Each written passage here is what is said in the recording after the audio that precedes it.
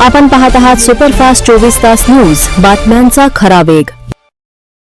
अत्यंत कमी वयामध्ये अवघ्या 21व्या वर्षी महानगरपालिकेचे नगरसेवक म्हणून या ठिकाणी आपल्या प्रभागातील लोकांची सेवा करताना अद्वैत ज्यांनी मागच्या 3 वर्षापासून मग तरुणांच्यासाठी, वडीलधाऱ्या नागरिकांच्यासाठी, लहान मुलांसाठी, महिला भगिनींसाठी त्यांच्या प्रभागामध्ये जे काम केलं त्याचीच प्रचिती म्हणून एवढ्या कमी वयामध्ये अद्वैतवर विश्वास ठेवून प्रभागातील लोकांनी त्यांना निवडून दिलं आणि सातत्यपूर्ण की गुणवंतांचा सत्कार केला पाहिजे, सर्वांच्या आरोग्य, उत्तम आरोग्य राहिलं पाहिजे, प्रभागाचा विकास झाला पाहिजे असं मनामध्ये ठेवत सातत्यपूर्ण काम करत प्रभागातील लोकांना ज्या विश्वासाने त्यांनी निवडून दिलं त्यांचं समाधान करण्याचं काम अद्वैत करत आहेत। मी त्यांना खूप खूप शुभेच्छा देते। अशाच पद्धतीने लोकांचा विश्वास जर संपादन केला तर निश्चितच कुठल्याही निवडणुकीला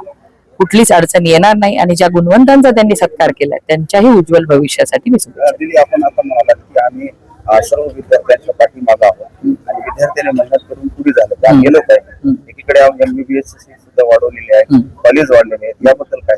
हे बघा, मी आपल्या माध्यमातून सगळ्या विद्यार्थ्यांना सांगू इच्छिते की नेहमीच पंतप्रधान नरेंद्र मोदीजींच्या नेतृत्वामध्ये, राज्यामध्ये मुख्यमंत्री देवेंद्र फडणवीस साहेबांच्या नेतृत्वामध्ये विद्यार्थ्यांना प्रथम स्थान देण्यात आलेले आहे। विद्यार्थ्यांना नवीन शिक्षा नीती आणली आहे। मग मेडिकल कॉलेजेस वाढवलेले आहेत, इंजिनिअरिंग कॉलेजेस वाढवलेले आहेत, स्किल डेव्हलपमेंटच्या माध्यमातून अनेक प्रोफेशनल कोर्सेस गावागावापर्यंत पोहोचवलेले आहेत। शिक्षण क्षेत्रामध्ये एवढी मोठी गुंतवणूक मोदीजींच्या नेतृत्वामध्ये झालेली आहे आणि ज्यांच्यामुळे ही पेपर फुटी झाली त्यांना सुद्धा कडक शिक्षा देण्याचा निर्णय मोदीजींनी घेतलाय। तपास सुद्धा CBI कडे दिलेला आहे। 10 वर्षाची शिक्षा, 10 कोटी रुपयाचा दंड। त्यामुळे कुणीही ह्या पेपर फुटी सारख्या घटनांमधून जे आरोपी असतील ते वंचित राहणार नाही। विद्यार्थ्यांच्या हिताचे निर्णय मोदीजींनी घेतले हेही आपल्याला विसरता कामा नये। मी विरोधकांना सांगू इच्छिते की विद्यार्थ्यांच्यासाठी ह्या देशाच्या इतिहासात पहिल्यांदा चांगले निर्णय मोदीजी आणि देवेंद्रजींनी घेतलेले आहेत। तुम्ही विद्यार्थ्यांना ढाल करून तुमचं राजकारण करू नका, हे मी तुम्हाला या ठिकाणी सांगू इच्छिते। प्रश्न आहे की आपण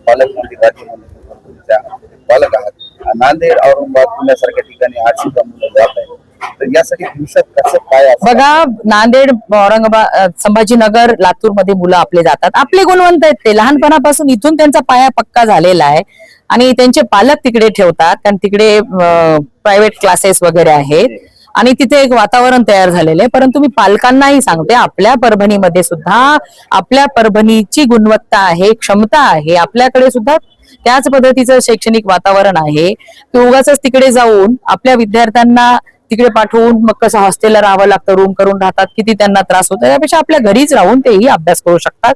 विद्यार्थ्यांवर विश्वास ठेवा, आपल्या परभणीतल्या दर्जेदार शिक्षण देणाऱ्या शिक्षकांवर विश्वास ठेवा, हे सांगू इच्छिते। गेले 3 वर्ष झाले उत्सव प्रतिष्ठान मार्फत हा गुणवंत विद्यार्थ्यांचा सत्कार सोहळा या परभणी शहरामध्ये आपण घेतो।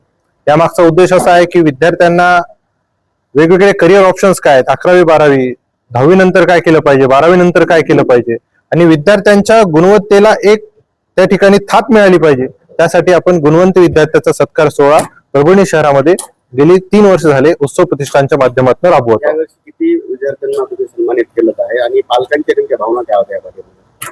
अत्यंत सर्व पालक आनंद वातावरणामध्ये या ठिकाणी उपस्थित होते।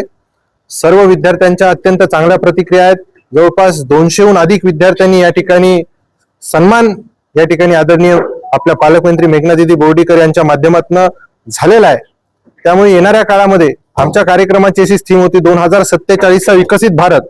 केवळ रस्ते, नाली, स्ट्रीट लाईट हे तर आपल्याला सर्वांना विकसित करायचेच आहेत, पण परभणी शहरातला तरुण जेव्हा गुणवंत होऊन देशाच्या सर्वोच्च विविध पदावरती जाईल तेव्हा भारत देश विकसित भारत म्हणून ओळखायला येईल। त्यामुळे आपण भित्तीपत्रक लावले, त्या भित्तीपत्रकावर आदरणीय दीदींनी त्या ठिकाणी सही केली आणि त्या विद्यार्थ्यांना देशाच्या भविष्य असं म्हणून दीदींनी त्या ठिकाणी विद्यार्थ्यांना शुभेच्छा दिल्या। विद्यार्थ्यांसाठी निकष असे होते, 10वीच्या पुढील 80% आणि 12वीच्या पुढील 80%, नीट JEE मध्ये चांगल्या दर्जाने जे काही मार्क त्या ठिकाणी संपादित केलेत, विविध ठिकाणी कोणी इंजिनिअरिंग कॉलेजला ऍडमिशन घेतले, कोणी मेडिकल कॉलेजला ऍडमिशन घेतलंय आणि काही खेळाडू विद्यार्थी आहेत, त्यांचा या ठिकाणी सन्मान करण्यात आला. आज आपण परभणी शहरामध्ये एक गुणवंत विद्यार्थ्याचा सत्कार समारंभ घेतलेला आहे. ते विद्यार्थ्यांना पुढे आणखी चालना मिळाली आणि दुसरीकडे दिल्लीसारख्या ठिकाणी त्याच विद्यार्थ्यांना आंदोलनाची भूमिका मांडावी लागते. काय वाटते आपल्याला? विद्यार्थी हा देशाचा केंद्रबिंदू आहे. त्या ठिकाणी आंदोलन चालू होतं, पण काही राजकीय नेत्यांनी चुकीचं त्या ठिकाणी वळण त्या ठिकाणी दिलेलं आहे.